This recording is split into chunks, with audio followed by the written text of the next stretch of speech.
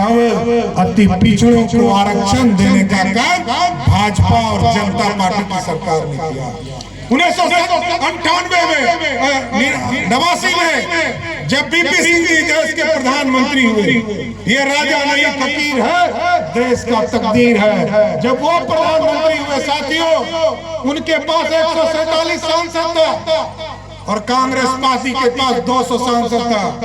भाजपा ने अपना 84 सांसद सरदेव अटल बिहारी वाजपेयी और लाल कृष्ण आडवाणी जी, जिनका जन्मदिन है, मैं इस मंच के माध्यम से भी उनको आज बधाई देना चाहता हूं। साथ इन लोगों ने मंडल कमीशन को लागू किया, लेकिन कांग्रेस पार्टी जिसने पानी पी पी कर गाली देने का काम किया, कोई पिछड़ा आगे नहीं आ सके, उसका विरोध करते रहा। वो कांग्रेस पार्टी का युवराज राहुल गांधी आज कह रहा है जातीय जनगणना हो, आरक्षण बढ़े।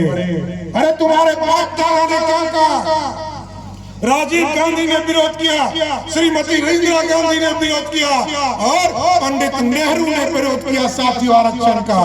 और वो कहते हैं कि आज कोई ओबीसी वर्ग का साथियों इस देश में सेक्रेटरी नहीं है, इसके दोषी भाजपा नहीं है। मोदी जी तो 14 में आए और 98 में आदरणीय प्रधानमंत्री सरदेव अटल बिहारी वाजपेयी। हम गांव गांव बिजली पहुंचाने की बात करते हैं। याद कीजिए 2014 में मोदी जी आए, मोदी जी ने कहा हम गांव गांव बिजली पहुंचाने का काम करेंगे। पहुंचा कि नहीं साथी? पहुंचा कि नहीं पहुंचा?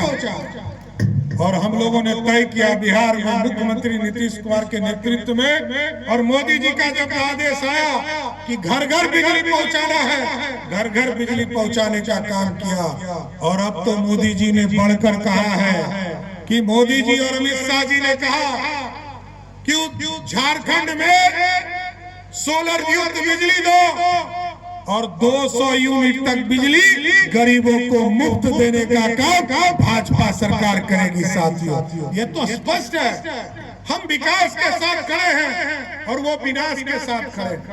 लालू प्रसाद जी कहते हैं लालटेन जलाओ, क्या इस राज्य में लालटेन जलेगा? जलेगा क्या साथियों?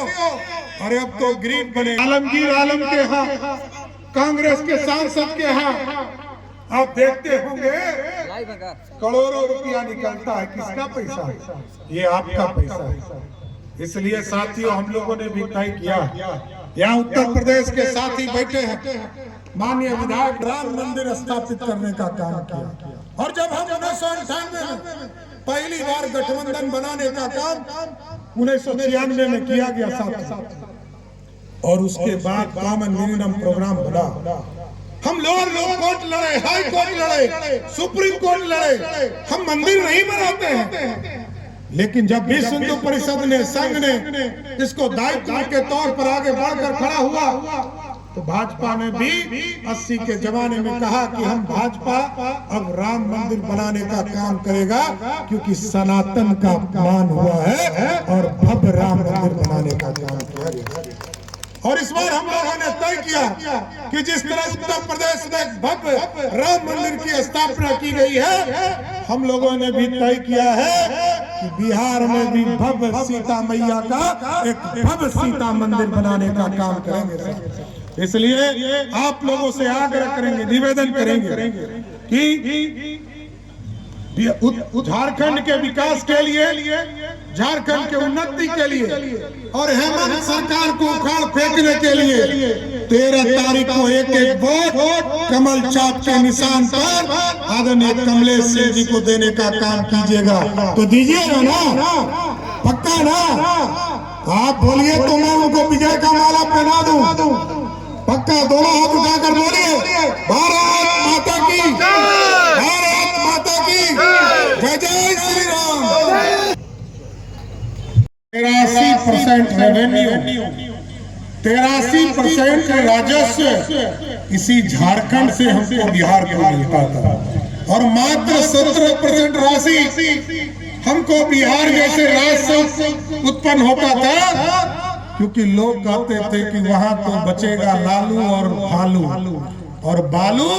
अभी चर्चा कर रहे थे कमलेश, बता रहे थे कि एक ट्रैक्टर भी यहाँ 6,000 रुपया में मिल रहा है। साथियों, भाजपा का स्पष्ट मानना है ये जितने माफिया है उसको इसी हरिहरगंज के नदी में दफनाने का काम भाजपा करेगी साथियों। और यहाँ बालू को मुक्त किया जाएगा। बालू जो बागली सरकार, अब भाजपा की सरकार आपके द्वारा बनाया जाएगा। जैसे ही आप यहाँ 13 तारीख को कमलेश सिंह जी के सामने कमल चौक के निशान को वोट देकर जिताने का काम करेंगे, और सही आप समझिएगा कि 23 तारीख को जैसे ही भाजपा की सरकार बनेगी तो गरीबों के लिए बालू मुक्त हो जाएगा, गरीबों का सम्मान बढ़ जाएगा। और खास करके बिहार से आपके बीच में इसलिए चल कर आया कि विकसित भारत बनाना है, और विकसित भारत तब बनेगा जब झारखंड में कमल खिलेगा, और कमल जब खिलेगा तभी हुसैनाबाद से आदरणीय कमलेश सिंह जी चुनाव जीत कर जाएंगे। और साथियों याद कीजिए, बिहार का बंटवारा हुआ 2000 में, और हम याद है इसलिए कि मैं उस दिनों से सरकार में शामिल होकर विधायक के तौर पर देख रहा हूँ। जो राष्ट्रीय जनता दल के उम्मीदवार आपके विरोध में खड़े हैं साथियों, लालू जी कहते थे मेरे लाश पर झारखंड बटेगा। भाजपा ने कहा कि यहाँ के मिनरल्स को, यहाँ के आदिवासी को, यहाँ के सनातन के लोगों को मुख्य धारा में लाना है साथियों। और सरदार अटल बिहारी वाजपेयी ने झारखंड का बंटवारा किया साथियों, और आज जब बंटवारा हुआ, विधान परिषद के सदस्य भाजपा के नेता आदरणीय अनिल शर्मा जी, उत्तर प्रदेश के माननीय विधायक आदरणीय लाल बहादुर चौधरी जी, आदरणीय भाजपा के नेता सोनल सिंह जी, प्रदेश कार्य समिति, इसलिए मां सीता का जब चुनाव आया तो 2 महीना पहले बबुआ आवास निकाले। आपको पता होगा अबू सर और बबुआ को दे दिया। मैया योजना, कितने मैया जो है थक गए ब्लॉक के चक्कर में। हमारे प्रधानमंत्री जी का योजना अब शुरू देख रहे थे कि इस भ्रष्ट सरकार से कब छुटकारा मिले, और वह दिन आ गया है। हमारे देश के लोकप्रिय प्रधानमंत्री जी परम आदरणीय नरेंद्र मोदी जी के नेतृत्व में पूरे झारखंड राज्य में, अमित शाह जी के नेतृत्व में पूरे झारखंड में हम लोग पूरे दौरा कर रहे हैं और अपनी बातों से आपको अवगत करा रहे हैं। मेरे भाइयों, यह एनडी गवर्नमेंट केवल झूठ की गवर्नमेंट है। कभी राज्य में विकास के लिए नहीं सोचा, यह सोचा तो अपना विकास के लिए। प्रधानमंत्री जी हमारे आदरणीय मोदी जी जन योजना, बहुत सारा पैसा सेंट्रल से भेजे कि आपके गरीबों के घर में, जरूरतमंदों के घर में नल लगे, जिससे पानी, शुद्ध पानी मुहैया कराए। हरिहरगंज और हुसैनाबाद के धरती पर आकर जमीन लेना शुरू करेंगे, क्योंकि उनको पता चल जाएगा ये ऐसा जगह है जहां 2 लाख हिंदू।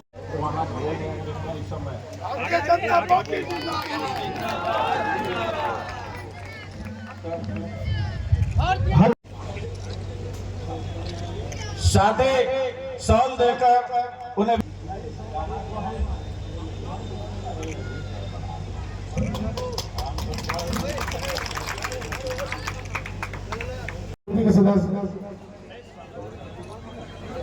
सामान सब आ गया।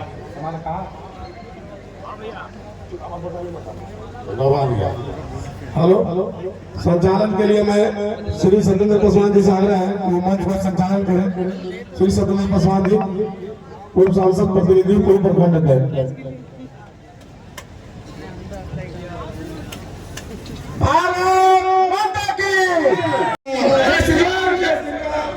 चौधरी को जय श्री राम, जय श्री राम, जय श्री राम। नरेंद्र मोदी जिंदाबाद, जिंदाबाद, जिंदाबाद। भारतीय जनता पार्टी जिंदाबाद, जिंदाबाद, जिंदाबाद। सभी भाइयों से आग्रह है कि अपने अपने आसन को ग्रहण कर ले। कृपया मंच पर